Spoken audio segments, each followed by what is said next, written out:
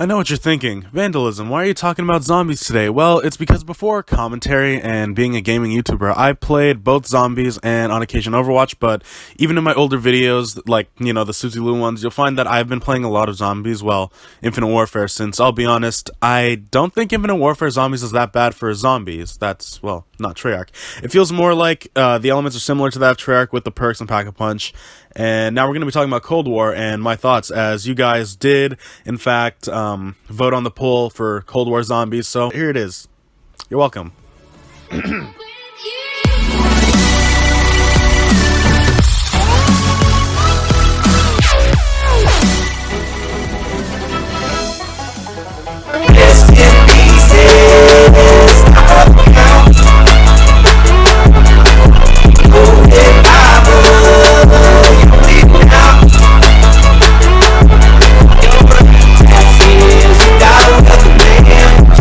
What the hell is this? Hey guys, it's been a while since my last video, and I know what you're thinking about, the next drama video and all that, but today I thought about doing something a little different, as honestly the drama hasn't really been going around as much. So if you're just tuning into the live, welcome, good to have you here.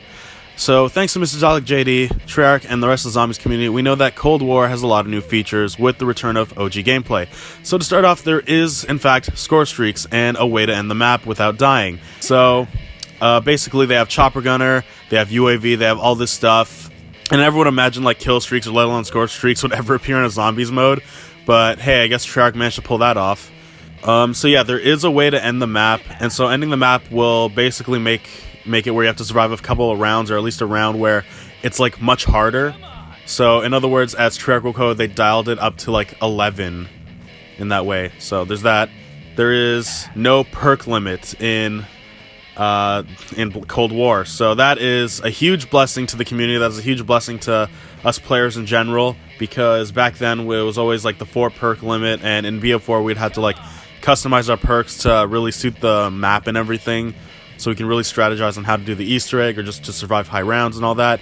And the only way you can really have no perk limit was in modded zombies. Plus they had a zombies counter, so you can tell which one's the last, which I wish Cold War would have that, or maybe it does, I don't know, maybe they're hiding that little feature, who knows, because that would have been a neat little thing to add, because I'm always wondering like which one's the last zombie. It would be nice to know which one it is and all that, with the zombies counter, just like in mod zombies, which all the community knows what they're doing. So hey, shout out to the community. We know that there is a new perk that can actually modify ammo types, so my assumption on this is that they removed the double pack-a-punch thing, where it was like you could have turned, firework, all that stuff, where instead it's probably going to be that perk doing that for you or something like that. So I'm not sure exactly like how that's going to work. Now I do hope that they will add new perks for each map. I mean, they didn't do this for BO3 because they were focusing on Gobblegums, and on BO4 the perk system was so different, but they did add new perks along the way. We know that content is in fact free, so that's a huge blessing, let alone for the entire community and all the players, and even like the people who are new to zombies.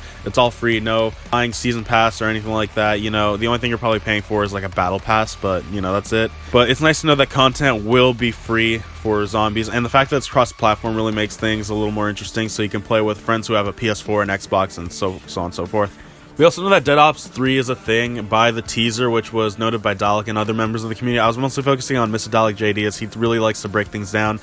But, yeah, Dead Ops Arcade is a thing from BO1, and it is returning in Black Ops Cold War as Dead Ops 3, since Dead Ops 2 was in Black Ops 3, which for some reason it was never in BO2, and it was never in Black Ops 4, which I see a pattern here.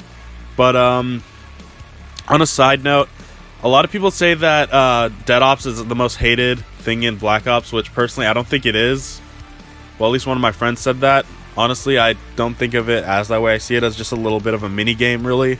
But it's nice to know that there's still a little side thing you can do. So you have multiplayer, you have your campaign, you have zombies, and then you have Dead Ops Arcade, which is a pretty nice touch, honestly. I'd say it is a pretty nice touch for nostalgia. I mean, come on, we have Weaver in the storyline of zombies, so if that doesn't spell nostalgia for you, I don't know what does, but hey. So lastly, and I'm going to be kind of focusing on, well, I'm not really focusing on this, but it's kind of a big thing to think about. So you can literally start the map with any weapon of your choice. So this is not just like, so you won't just start the map with like a 1911, for example.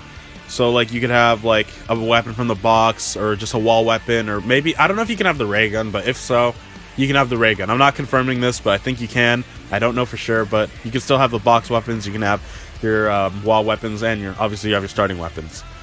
So they kind of did this in BO4, so this isn't a first for Black Ops in general.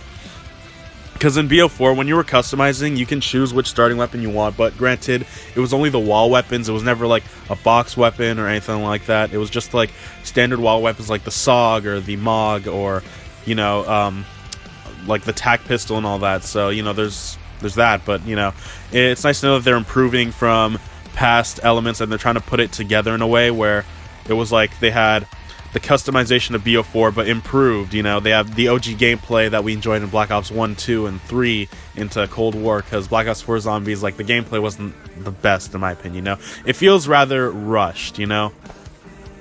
Now, today we're going to be focusing on especially the Easter egg, because I have a lot to discuss on that. Now, we know the Easter egg is obviously the staple of Zombies and how we get into the lore. Now, so far, these features give me a lot of Extinction vibes, you know, where in Ghosts, you had, like, kill streaks, you had kind of like an objective-based feel to it. You can even, like, end the map your way as you do these objectives and all that. Now, obviously, in Zombies, it's round-based gameplay, so we know that's not the case here, but it has some very similar vibes to it, you know? And this is obviously due to the fact that the score streaks are being in it, and the fact that you can just, like, exfil out the map through a chopper and all that, which, obviously, it's good to know that's still round-based and classic, but with these new features, the Easter egg could be a lot more of a challenge to achieve.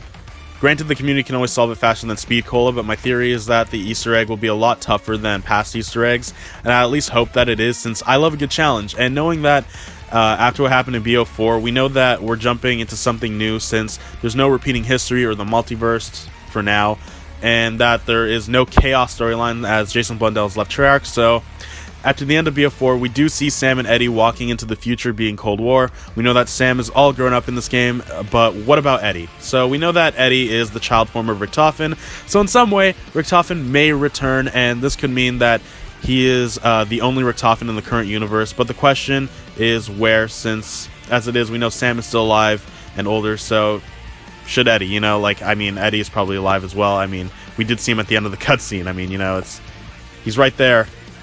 It's not hard to miss. But I guess no matter how you slice it, there's always going to be Richtofen in the universe. I can't even speak English. Hello?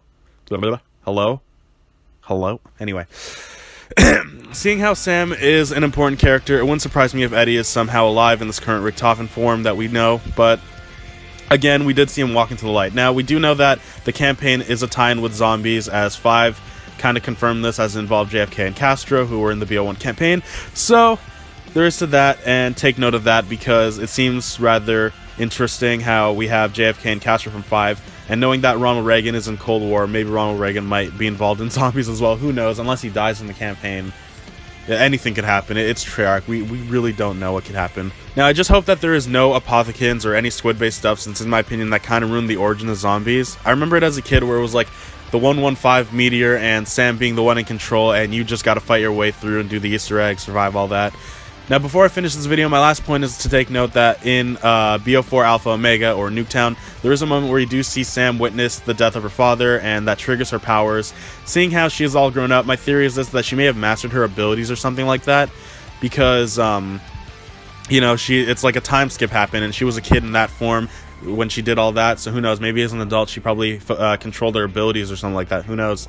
Either that, or because it's been a while after, like, the death of our past heroes, there could be something else to it. I'll be streaming the Cold War beta on PC when that's out, and I'll be doing it on Twitch, so make sure to follow and hit the notifications on Twitch for that. If you enjoyed, leave a like, subscribe if you're new, make sure you hit that notification so you don't miss out on more videos.